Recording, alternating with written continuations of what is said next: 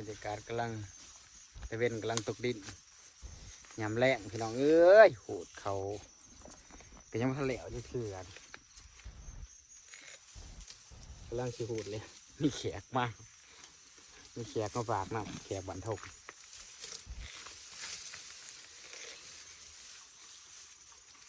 มีเสียอีกมาฉับแสบๆหน่อย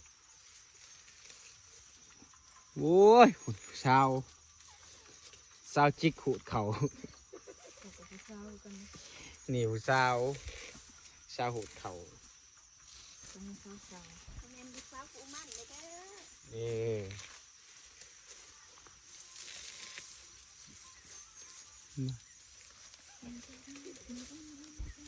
โอ้ยตัดปาก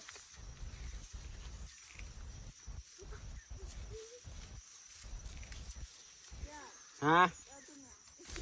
บอเป็นไรจิกหูดเขาได้จิกชอบมั้นี่ ชอบนึ่ง โอ้เก่งไรเนี่ยได้จะหูดวิธีได้คือว่าไหวแท้โอ้ไหวเด้อ เศร้านะ เนี่ยได้คุณ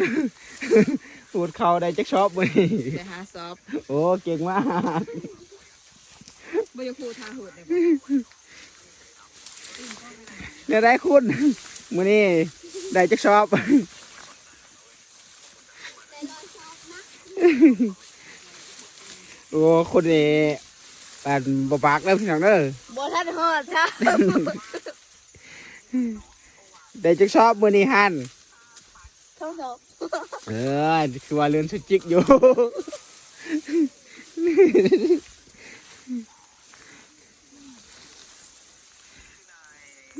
ตะเวนกำลังสิตกดินพี่น้องเอ้ยฝุ่น บ่ได้เขามาเต้นเขาเจ้า นี่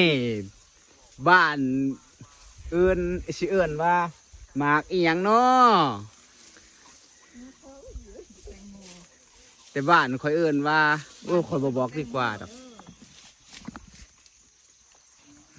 หนักที่บ้าว่ะ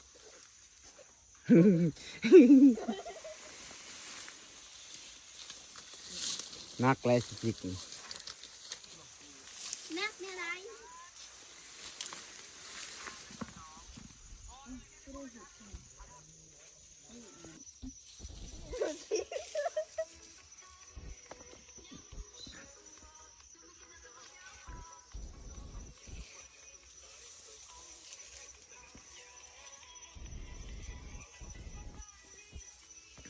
ดู